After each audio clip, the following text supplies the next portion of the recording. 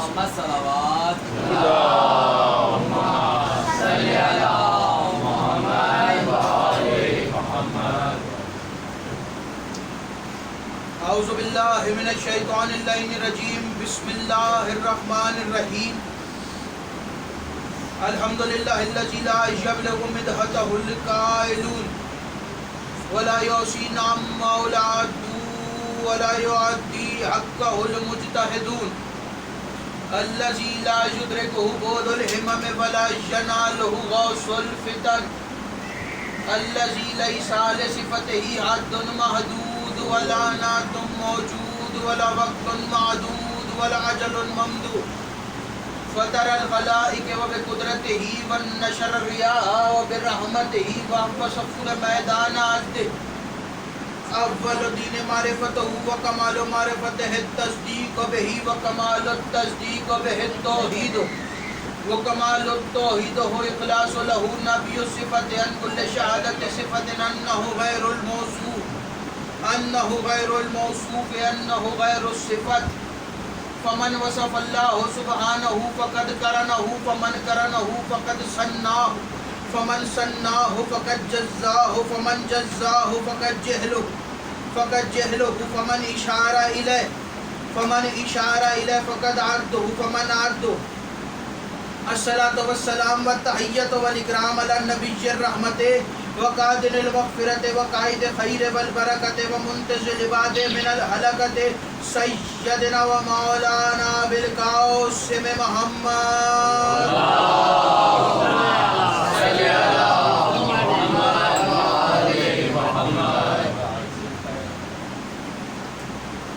اما بعد بسم اللہ الرحمن الرحیم. آل محمد کا احسان جس کو جتنا یاد ہے صلوات اتنی بلند آواز سے پڑھیں.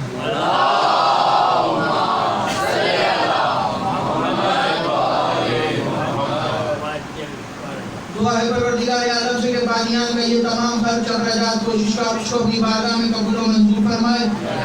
آپ حضرات کا اس فرش پہ چلایا میرا عظیم خالق اللہ اپنی بارگاہ میں قبول فرمائے. آپ کو اس فرش پہ آنے کا بہترین اجر عطا فرمائے. کوئی غم نہ دے سوائے غم حسین کے. لاکھوں دعاؤں کی ایک دعا میرے اللہ قبر کی پہلی رات ہو زیارت امیر نصیب فرما. قیامت کا دن ہو شفاعت شبیر نصیب فرما. محشر کے روزی خاتم میں قرآن خاتم میں دامن اہل بیت نصیب فرما. ہمارے آخری وارث کا ظہور جلد سے جلد فرما. ہمیں ایمان کے انوار و انصار میں شامل فرما. ہر عزادار کو مرنے سے پہلے لازمی مرتبہ تمام زیارات مقدسہ کی زیارت نصیب فرما. تمام دعاؤں کو قبولیت تک پہنچائے. سہارا درود کا نیک دفعہ مل کے سارے بلند آواز سے صلوات پڑھیں.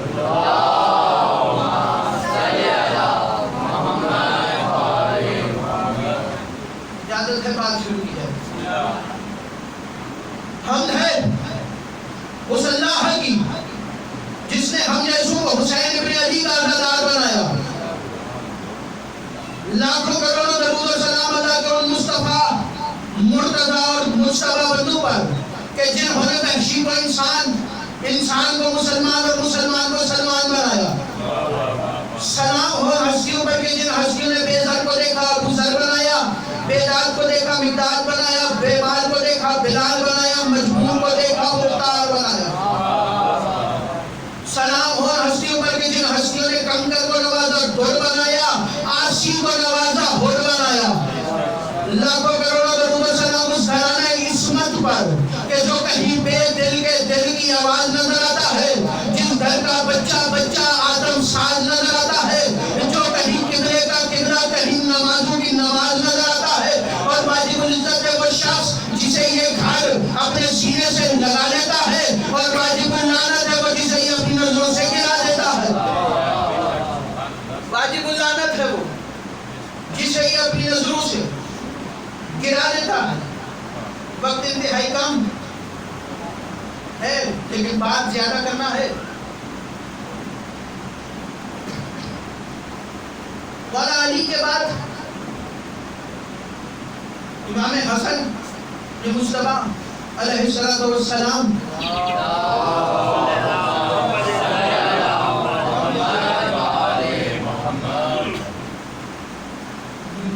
ممبر والے امامت پر تشریف لائے.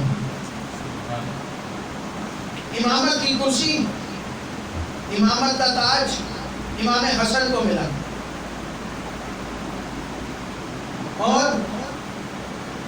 تاریخ اس بات کی گواہ ہے کہ امام نے اپنی زندگی میں جب امام کو بعد امیر المومنین امامت ملی، اس دور میں مولا نے کوئی جنگ نہیں لڑی.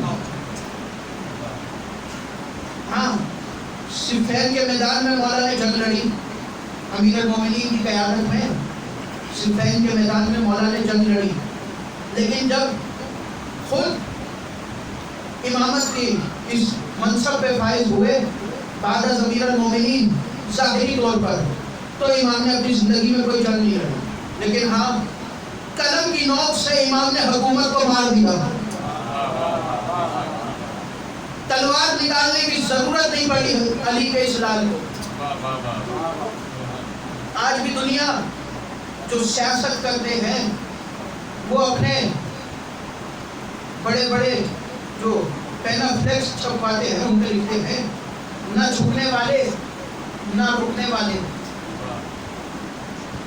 میں کہوں گا یہ اعزاز صرف زہرا کے لال کے پاس، دنیا میں کسی کے پاس نہیں. یہ اعزاز صرف زہرا کے بیٹوں کے پاس، نہ جھکنے والے نہ رکنے والے. امام حسن کو روکنے کی کوشش کی گئی، امام حسن رکے نہیں.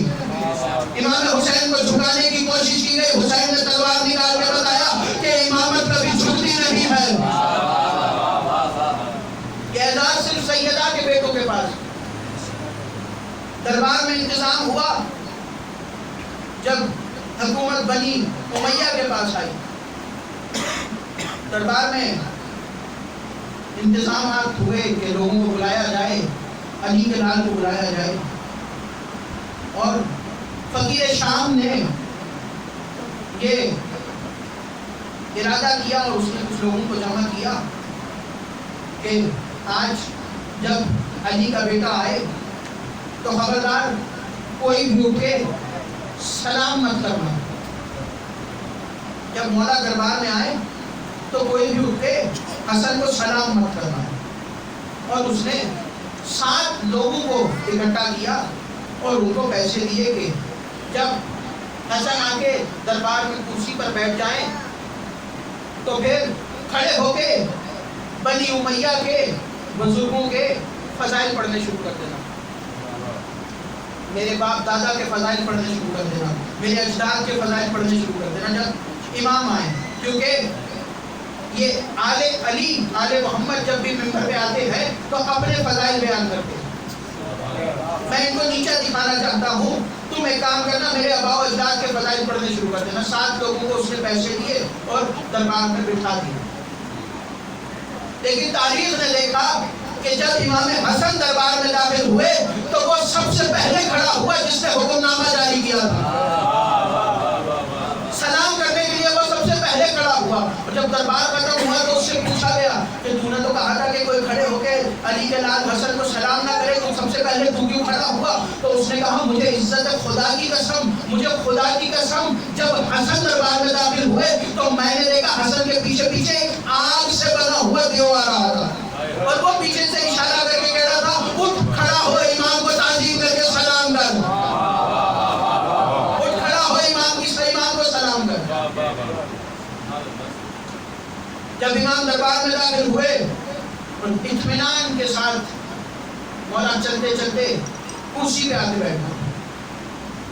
سکون ہے چہرہ حسن پہ، کوئی دباؤ نہیں، کسی طرح کا کوئی خوف نہیں. اطمینان کے ساتھ علی کا لال آگے بھی کرسی پر بیٹھ گئے. امام ابھی آگے بیٹھے تھے کہ وہ جو 7 لوگ اکٹھے کیے تھے اس نے، وہ 7 کے ساتھ کھڑے ہوئے ایک ایک کر کے، اور ایک ایک کر کے سب نے بنی امیہ کے آباء و اجداد کے فضائل پڑھنا ہے کہ ہمارے آباء و اجداد اتنے امیر ہیں. فقیر شام کا تعلق اتنے امیر گھرانے سے ہے، اس کا تعلق ایسے گھرانے سے ہے، اس کا تعلق ایسے گھرانے سے ہے. اور علی جو کہتے ہیں کہ میں امیر ہوں، لیکن علی تو فقیروں کے ساتھ زمین پر بیٹھ جاتے ہیں. علی کو جہاں جگہ ملتی ہے وہاں بیٹھ جاتے ہیں. علی کی ابا میں پیون لگے ہیں, علی کی نالین میں پیون لگے ہیں. اس نے بنی امیہ کے فضائل پڑھنا شروع کی اور مولا کی شان میں گستاخی کرنا شروع کی. جلال میں آئے امام حسن اور جلال میں آ کے فرمایا تم کیا بنی امیہ کے فضائل بیان کرتے ہو؟ اگر تم میں اتنی جرت ہے کہ تم اپنے آباء و اجداد کے فضائل بیان کر رہے ہو تو پھر میں یہی اسی دربار میں کھڑے ہو کے اپنی ماں فاطمہ زہرا سے لے کے جناب حوا تک اور میں اپنے بابا علی سے لے کے جناب آدم تک سب کا کردار کھلے عام پڑھوں گا. اگر تم میں جرت ہے تو آؤ ایک ایک کر کے اور میرے کان میں اپنے آباء و اجداد کا کردار بتا کے جاؤ. اگر اتنی جرت ہے تو میں کھلے عام پڑھتا ہوں اپنے گھر والوں کا کردار, تم آؤ اور آ کے میرے کان میں بتا کے جاؤ. اور پھر امام نے خطبہ شروع کیا وہیں دربار میں کہ میں صفا کا بیٹا ہوں, میں مروہ کا بیٹا ہوں, میں بائے بسم اللہ کے نقطے کا بیٹا ہوں, میں والناس کی سین کا بیٹا ہوں, میں یاسین کے دل کا بیٹا ہوں, میں طٰہٰ کا بیٹا ہوں, میں موسیٰ کا بیٹا ہوں, میں عیسیٰ کا بیٹا ہوں, میں ابراہیم کے ہوں, میں اس کا بیٹا ہوں کہ جس نے ابراہیم کی آگ کو گلزار کیا, میں اس کا بیٹا ہوں جس نے نوح کی کشتی کے سفینے کو پار لگایا, میں اس کا بیٹا ہوں جس نے آدم کی توبہ قبول کی, میں اس کا بیٹا ہوں جو موسیٰ کی مدد کرتا رہا, میں اس کا بیٹا ہوں جس نے سولی پہ عیسیٰ کی مدد کی, میں اس کا بیٹا ہوں جو چھپ چھپ کے نبیوں کی مدد کرتا رہا, میں اس کا بیٹا ہوں جس نے محمد کی مدد کی, میں اس کا بیٹا ہوں جو محمد کا بھائی ہے, میں اس کا بیٹا ہوں جو زہرا کا شوہر ہے, میں اس کا بیٹا ہوں جو محمد کا داماد ہے, میں اس کا بیٹا ہوں جو کعبے کا مالک ہے, میں اس کا بیٹا ہوں جو قرآن کا وارث ہے, میں اس کا بیٹا ہوں جو کعبے میں آیا, میں اس کا بیٹا ہوں جس نے تم لوگوں کو جنگیں ہرائی.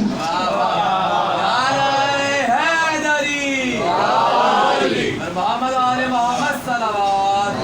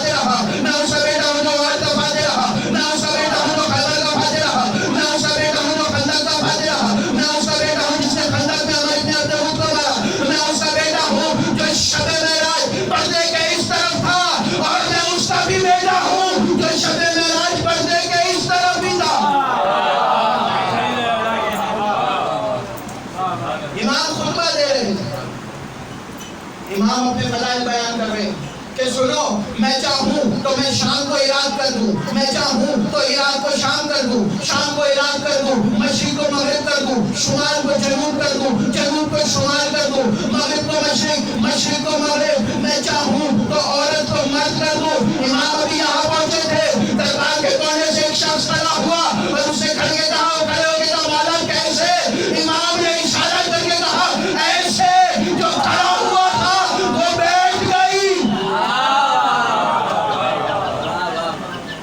جو اپنی جگہ سے کھڑا ہوا تھا وہ اپنی جگہ پہ بیٹھ گئی, جو چل کے آیا تھا وہ چل کے گئی. امام چاہے تو ہر شے ہو جاتی, ان کے ارادے کا نام اللہ کے حکم ہے. اللہ یہ جو چاہتے ہیں اللہ وہ کر دیتا ہے. باغ میں موجود تھے امام حسن علیہ السلام, باغ کے باہر سے فقیر شام کا لشکر گزرا اور میں اس پہ لعنت بھیجتا ہوں جو علی کے علاوہ کسی کو امیر بنے. فقیر شام کا لشکر باغ کے باہر سے گزرا تو اس نے اپنے لشکر کو روکا, لشکر کو روک کے اپنے وزیر سے کہتا ہے کہ یہ دربار میں حسن ابن علی نہیں؟ اس کے مشیر وزیر نے کہا ہاں یہ حسن ابن علی. اس نے کہا کہ چلو ہر وقت یہ اپنے فضائل اپنی بڑائی بیان کرتے رہتے ہیں, یہ کہتے ہیں کہ ہم سے جو پوچھا جائے ہم اس کا جواب دے دیتے ہیں. چلو آج علی کے لال سے اچانک جا کے ایک سوال کریں اور دیکھیں کہ علی کا بیٹا جواب دے سکتا ہے کہ نہیں. اپنا لشکر لے کے جاہ و جلال کے ساتھ باغ میں داخل ہوئے اور آتے کے ساتھ ہی اپنے لشکر کا روک چھاڑ رہا ہے امام حسن. امام نے نظر اٹھا کے نہیں دیکھی اسی طرح, امام نے دیکھنا بھی پسند نہیں کیا, نظریں زمین کی طرف. اس نے کہا کہ اے حسن میں آپ سے ایک سوال کرنے آیا ہوں. اللہ نے کہا پوچھو, کیا پوچھنا؟ اچھا یہ ذہن میں رکھنا کہ جاہل کا سوال بھی جہالت سے بھرا ہوتا ہے, اس کا جواب بھی جہالت سے بھرا ہوتا ہے. وہ سوچے سمجھے بغیر کہیں بھی کیسا بھی سوال کر لیتا. جب مولا علی نے سلونی کا دعویٰ کیا تھا تو سلونی کا دعویٰ تو مولا سے ایسے ایسے سوال کیے گئے کہ دنیا حیران رہ جائے. کسی نے کھڑے ہو کے پوچھا کہ مولا میرے سر پہ بال کتنے؟ مولا آج میں کیا کہوں گا, مولا میں کیا کروں گا, ایسے ایسے سوال. اس نے کہا امام حسن سے کہا کہ اے حسن میں سوال پوچھنا تھا. امام نے کہا پوچھ. اب اچانک سوچا تھا کہ علی کے لال سے سوال پوچھے تو سوچا ہوا تو تھا نہیں کہ کیا سوال پوچھا جائے. باغ میں ادھر ادھر دیکھنے لگا. دیکھنے کے بعد کہتا ہے, توجہ, دیکھنے کے بعد کہتا ہے کہ اے حسن مجھے بتاؤ کہ اس کھجور کے درخت میں کتنے کھجور ہیں؟ امام نے ایک لمحہ بھی دیر کیے بغیر, سر کو زمین سے اٹھائے بغیر امام نے فرمایا 3313. ایک لمحہ بھی دیر نہیں کی اور سر اٹھا کے ایک مرتبہ درخت کو بھی نہیں دیکھا اور فوراً فرمایا 3313. جیسے ہی امام نے یہ کہا تو آگے بڑھا. اس نے کہا کہ اے حسن تم کیا سمجھتے ہو؟ تو تم نے جواب دے دیا اور میں مان لیا. ابھی گنواؤں گا, یہی پہ گنواؤں گا. اور اس نے اشارہ کیا اپنے غلاموں کو کہ فوراً چڑھو درخت پہ اور ساری کھجوریں گراؤ. ایک بھی پھل نہیں رہنے دینا کھجور کے درخت. سب کو نیچے گراؤ اور گرنا شروع کرو. سارا پھل نیچے گرایا گیا اور گرنا شروع کیا گیا اور گر رہے ہیں اور وہ چکر کاٹ رہا ہے باغ میں, چکر کاٹ رہا ہے. جملہ کہوں خلافت چکر میں تھی, امامت مطمئن تھی.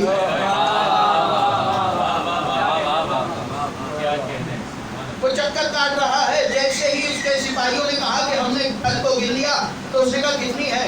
اس کے کان میں آہستہ سے کہتے 3313. اس نے فوراً سے کہا ایک کم کرو یا ایک بڑھاؤ, ایک کم کرو یا ایک بڑھاؤ. انہوں نے کہا کم کرتے ہیں, کم نہیں ہوتی, بڑھاتے ہیں, بڑھتی نہیں ہے. اتنا سنا وہ چپ کر کے گھوڑے کی زیر میں آیا, جانے لگا. امام نے پیچھے سے آواز دے کے کہا کدھر جا رہا ہے؟ بتا کے تو جا, تو جیتا کہ میں ہارا؟ بتا کے تو جا, ہم میں سے جیتا کون ہے؟ وہ گھوڑے سے اترا. اس نے کہا حسن میں جانتا ہوں کہ تم لوگ جو کہتے ہو وہ ہو جاتا ہے, میں جانتا ہوں کہ تم ہر شے کا علم رکھتے ہو. امام نے کہا پھر ماننا, ہم جو کہہ دیتے ہیں وہی اللہ کا ارادہ ہوتا ہے. ہم جو کہتے ہیں وہی اللہ کا ارادہ. دربار میں بلایا گیا اور سارا دن لوگوں میں پیسے تقسیم کرو, سونے کے سکے, ہیرے جواہرات تقسیم ہو رہے. شام کے وقت امام دربار میں تشریف لائے تو اس نے کہا کہ مولا آج میں نے لوگوں میں بہت سارے سونے کے سکے, ہیرے جواہرات بانٹے ہیں. وہ دور ایسا دور تھا کہ اس نے لوگوں کو سونے کے سکے دے کے خریدا. اصل سیاست وہیں سے شروع ہوئی, اسی کے دربار سے. حتیٰ کہ امام کے برابر میں بیٹھنے والے کچھ لوگ بھی ایسے تھے جو دربار سے سونے کے سکے لے کے بک چکے تھے. امام دربار میں آئے. اس نے کہا کہ میں جانتا ہوں کہ آپ مجھ سے سونے کے سکے نہیں لیں گے. اور اس نے اشارہ کیا کہ صبح سے لے کے شام تک ہم نے جتنے سکے اور جتنے ہیرے جواہرات بانٹے ہیں ان کو دگنا کر کے ایک تشت میں رکھ کے لے آؤ. دگنا کیا گیا اور تشت میں رکھ کے امام کے قریب لایا گیا. اس کے اوپر کپڑا تھا اور اس نے کہا کہ امام نے کہا کہ یہ کیا ہے؟ تو اس نے جواب دیا کہ یہ میں نے صبح سے لے کے آج ابھی تک جتنا مال تقسیم کیا ہے اس کا دگنا حصہ ہے اور یہ میری طرف سے آپ رکھیے کیونکہ میں ہندا کا بیٹا ہوں. امام نے جواب نہیں دیا. امام خاموش تھے کہ تھوڑی دیر ہی گزری تھی کہ دربار میں ایک شخص داخل ہوا اور وہ قریب آیا اور اس نے آ کے کہا کہ اے فرزند زہرا، جب میں نے سنا کہ آپ دربار میں آ رہے ہیں تو میں نے آپ کی نالین بنانے کی نیت کر دی اور میں نے وہ نالین بڑی محنت سے بنائی ہے. مصلے پہ بیٹھ کے آپ کی نالین کو سیا ہے. میں 2 رکعت نماز پڑھتا تھا اور آپ کی نالین کو ٹانکا لگاتا تھا. میں نے بغیر وضو کے اس نالین کو ہاتھ نہیں لگایا. میں نے یہ نالین تیار کی ہے اور میں چاہتا ہوں کہ اپنے ہاتھوں سے آپ کو پہناؤں. مولا حسن نے اپنے قدموں کو آگے کیا اور اس نے نالین کو پہنایا. تو مولا نے آواز دے کے کہا کہ یہ جو مال رکھا ہے اس کو اٹھا کے لے جاؤ. فقیر شام حیران پریشان. اس نے کہا حسن ابن علی مرتبہ تج سے کپڑا ہٹا کے دیکھ تو لیجیے کہ اس کے اندر کتنا مال و دولت ہے، کتنے ہیرے جواہرات ہیں، کتنا سونے کے سکے ہیں. آپ نے اس کو ایک موچی کو ایسے ہی اٹھا کے دے دیے. ایک موچی کو ایسے ہی اتنا سارا مال و دولت دے دیا. تو امام نے فرمایا میں زہرا کا بیٹا ہوں، ہم عطا کرتے ہوئے دیکھا نہیں کرتے. میں زہرا کا بیٹا ہوں، ہم عطا کرتے ہوئے دیکھا نہیں کرتے. عراق کے ایک عالم مجلس پڑھ رہے شہادت امام حسن کی مجلس. جب وہ مجلس پڑھ کے گھر آئے اور آگے سو گئے تو خواب میں امام حسن کی زیارت ہوئی اور امام نے فرمایا کہ آج تو نے میرے سخت ترین مسائل بیان نہیں کیے. تو اس نے رو کے کہا مولا میں نے رونے والوں کو بتایا، میں نے آپ کے عزاداروں کو بتایا کہ آپ کو زہر دی گئی. مولا نے کہا یہ میرے سخت مسائل نہیں. اس نے رو کے کہا مولا میں نے یہ بھی بتایا کہ اس زہر کی وجہ سے آپ کے جگر کے ٹکڑے ٹکڑے ہو گئے. امام نے فرمایا یہ بھی میرے سخت مسائل نہیں ہے. اس نے رو کے کہا مولا میں نے یہ بھی بتایا کہ آپ کی کس طرح آپ کے جنازے پہ تیر لگے. امام نے فرمایا یہ بھی میرے سخت مسائل نہیں ہے. اس نے کہا مولا پھر آپ کے سخت مسائل ہیں کیا؟ امام رو کے فرماتے ہیں میرے سخت مسائل یہ ہیں دنیا والوں کو جب بھی مجلس پڑھنا تو دنیا والوں کو بتانا کہ زہرا کے لال حسن کے سب سے سخت مسائل یہ ہے کہ بیٹا کھڑا دیکھتا رہا اور ماں کو تماچے لگتے رہے. بیٹا کھڑا دیکھتا رہا اور ماں کے اوپر دروازہ گرا. یہ میرے سخت مسائل ہے. عزادارو زہر ملی امام حسن کو. اپنی مسند سے اٹھے اور چلتے چلتے روزہ رسول پہ پہنچے. روزہ رسول پہ آئے، نانا کی قبر سے نکلے اور نانا کو سلام کرنے کے بعد کہا نانا آپ کی امت نے آج تک آپ کے بیٹے کو زہر دی لیکن آپ کا بیٹا بچ گیا. لیکن نانا اب جو امت نے زہر دی ہے وہ اتنی سخت ہے کہ آپ کا بیٹا بچتا نہیں ہے. آواز دے گا نانا میں اتنا پوچھنے آیا ہوں کہ کل حسین اگر میرا جنازہ لے کے آپ کے روزے پہ آ جائے تو کیا اپنے پہلو میں دفن ہونے کی اجازت دیں گے؟ قبر رسول میں سے آواز آئی بیٹا حسن مجھے تو کوئی اعتراض نہیں ہے، ہاں لیکن اگر امت آنے دے تو آ جانا. عزادارو روزے رسول سے اٹھے اور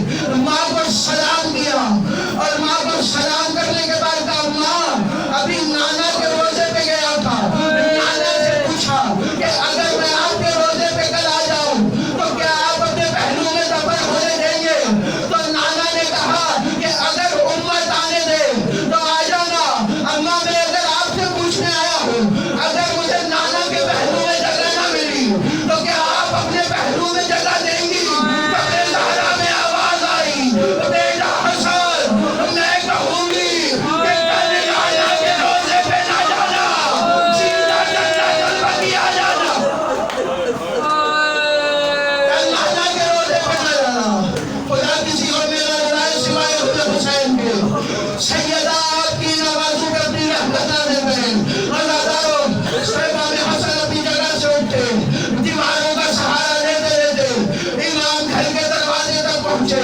हालत ये है कि गिरेबान चाक है, आस्तीनें उल्टी हुई है, अमामा सर से खुल के गले में आ चुका है। अल्लाह जिस्म में लर्ज़त आई है, पूरा जिस्म जर्द हो चुका है। अल्लाह इमाम ने दस्तक दी दरवाजे पे, अंदर से आवाज आई कौन है? अल्लाह आवाज आई कौन है? इमाम ने फरमाया उम्मे फरमा दरवाजा खोलो, मैं तुम्हारा मौला हसन हूँ। जनाब उम्मे फरमा ने दरवाजा खोला, इमाम को सहारा दे के घर में दाखिल किया। इमाम ने फरमाया उम्मे फरमा मेरा बिस्तर बनाओ, बिस्तर बनाया गया। अल्लाह बिस्तर में आई इमाम हसन, आवाज देगी उम्मे फरमा मेरा कासिम कहाँ पर है? बीवी ने कहा मौला सो गया है। आवाज देगा कासिम को लाओ और लाके मेरे सीने पर बिठाओ। अल्लाह बीवी ने शहजादे को उठाया और लाके बाबा के सीने पर बिठाया। शहजादा तड़प के उठा और रो के कहा अम्मा ये किस गरम जगह पे लिटा दिया? अम्मा ये गरम जगह कौन सी है? बीवी ने रो के कहा बेटा ये गरम जगह कोई और नहीं बल्कि तेरे बाबा का सीना। बेटा ये तेरे बाबा का सीना है। अल्लाह करो शहजादे कासिम को जमीन पर खड़ा किया। खड़ा करने के बाद अल्लाह शहजादे को करीब बुलाया। करीब बुलाने के बाद शहजादे की आस्तीनें उल्टी, गिरेबान को चाक किया। गिरेबान को चाक करके जुल्फों को बखेरा, जुल्फों को बखेर के सर में रेत उठा के डाली। अल्लाह सर में रेत आई। जनाब उम्मे फरमा ने कहा मौला क्या कर रहे हैं? कहा अपनी बहनों तक खबर पहुंचा रहा हूँ।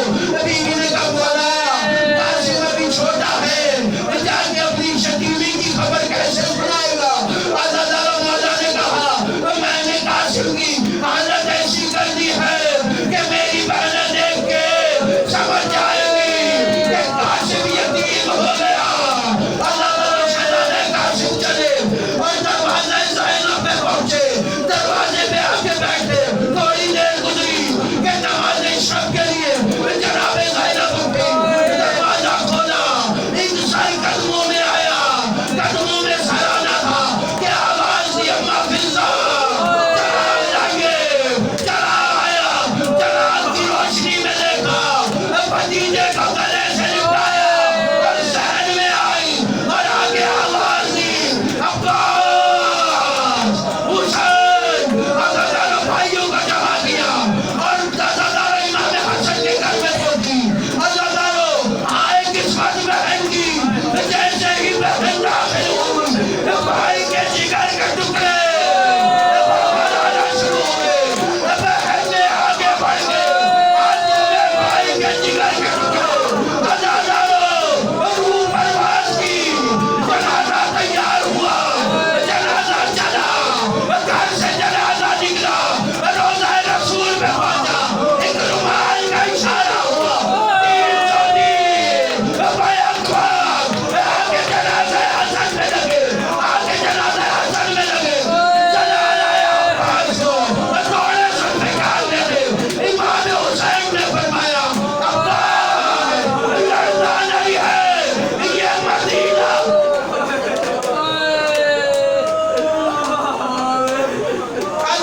जनाजा घर में पहुंचा, जनाजा घर में आया।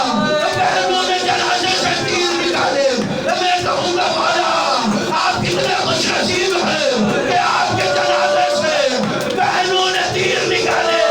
आपको 2 मरतबा कफन मिला, लेकिन जरा करबला अपने भाई के लाशे पे एक मरतबा आइए तो आपके भाई का लाशा तीर ऊपर है और तीर ने बगैर कफन के मातम इमाम हसन।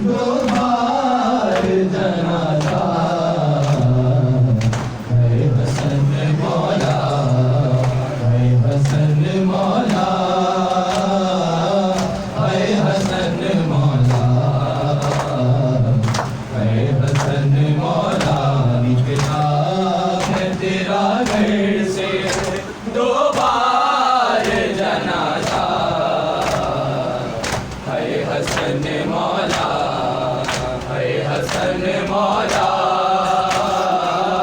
اے حسن مولا اے حسن مولا